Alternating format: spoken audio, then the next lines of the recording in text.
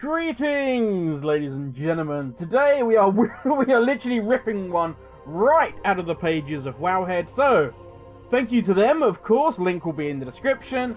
And so, today's video is brought to you in collaboration with Wowhead.com. The hunt for the missing mounts. So since Shadowlands has dropped, mounts have been a big thing. We've been literally just drowning in them, and it has been glorious. Now granted, they are always a big thing, but with Shadowlands we got 84 new mounts straight off the bat, with Ardenwald giving us so many that literally it has its own playlist on this channel. Go check them out, they're really good. Shameless plug! Sorry about that. Sorry. There are so many that even Blizzard themselves have come out with an article. It's currently on the front page. Shadowlands, Mounts, Pets and More, Part 1. In which they listed a lot of the mounts that are available. Now some of these are of course easier to collect than others. Now sure, you may be thinking right now that the Cradle is pure child's play to get. But that is because before we, the main army, arrived to claim our sweet loot, the tireless warriors of the secret Discord Vanguard have been there working things out for us. And this is where the Wowhead list begins. They talk about the 4 mounts currently unclaimed.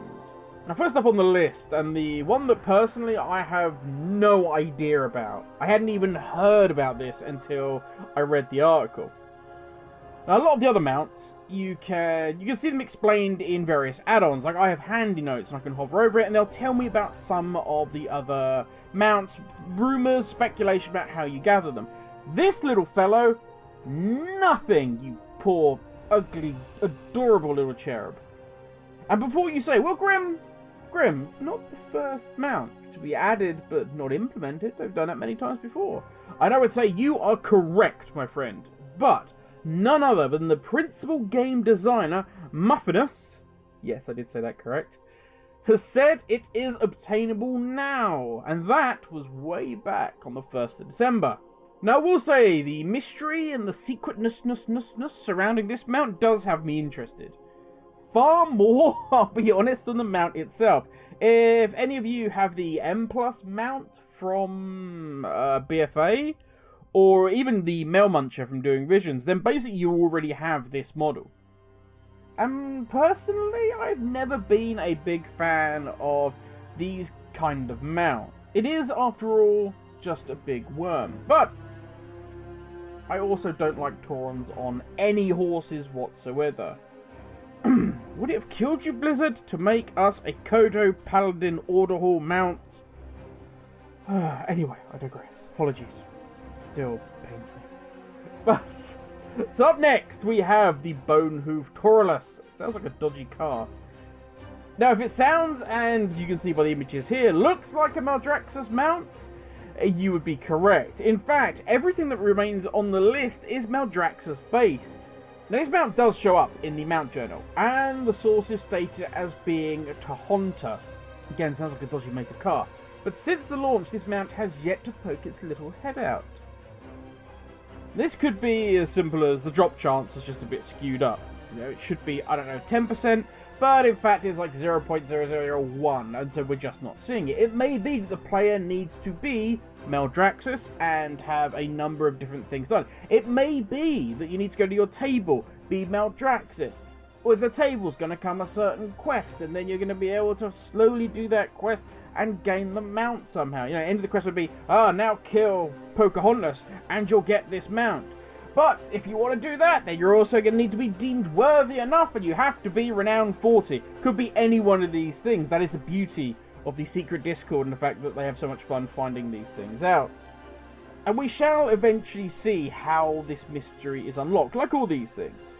And I've got no problem with that. I don't mind things being elusive or taking time. I honestly don't know how many times I returned to Arathi Highlands just to get that little donkey. And I was so chuffed when it finally dropped. It gives us fun things to do in the game that's outside of this progression. Log in, get Anima. Anima, get souls. Got souls. You got renown level.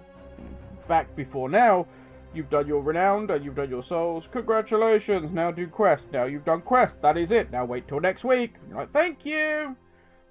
No, I like things outside of that. That is, as I said before, the beauty of World of Warcraft. So we shall see what happens with this one. Next up, PvP. Once the ugly duckling of World of Warcraft. The unloved inbred hillbilly child of Azeroth. Now it's giving loot. Ho ho ho! You can bet it's the darling again. Beloved by all. People that have never done PvP are jumping on that bandwagon just for a hint, tiniest sniff of that loot. And this, to be fair, is actually good. It's another area of World of Warcraft that maybe they were either afraid or uninterested to visit before. Now it's opened up potentially another fun thing to do. If only the same could be said for World PvP. Something that I love far more than arenas and battlegrounds. I want to see 200 versus 200. I want to see blood, guts, gore, castles falling, towns burning. Now granted, I don't think that I will ever see this as part of World of Warcraft, but something that did at least a little pull people into World PvP were some titles, some mounts, things like that. And this is where the Deathbringer's Flayed Wing comes in. Because at some point this mount was to be a reward for completing World PvP. Specifically the achievement Deathbringer. By the way, Edgelord title, I would like that on my Death Knight. Sadly at launch this achievement disappeared. But the mount still shows. My guess this was removed for a future patch. Maybe to include some new zones. Dual battle everybody in every zone. Or be friends. I don't know. We're friends now. Maybe it's going to be a hugging achievement. Hug, you know, one of each of the following factions and then you'll get the mount. Who knows nowadays? Last of all, this is a sad tale, ladies and gentlemen. This is sad. The poor, poor tale of Skullwall. Once obtainable back in the beta from Threll the Bone Cleaver, along with its brother mount, the Armoured Bonehoof Tauran Explorer. I don't know, whatever that card name is. But since these glorious days of beta, things have not gone well for poor old Scully. So far, it has not been seen once on live servers. Maybe a reason for that, because it is also missing from the mount journal. Not only that, you think that's enough. It's not showing up on live servers, it's not showing up on the mount journal. It has even lost its own character model within the game data. Yeah, if you actually look this thing up, it has now been relegated to the mere model of a pony. Yeah, that's when you know Blizz don't like you. This one, sadly, may have been taken out behind the barn and just dealt with by Blizzard. Never to be seen again. So, ladies and gentlemen, F in chat. Rip Skillball.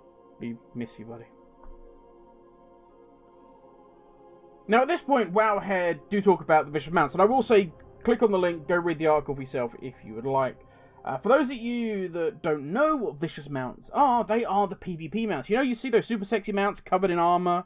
Might be a turtle, might be a giant spider currently.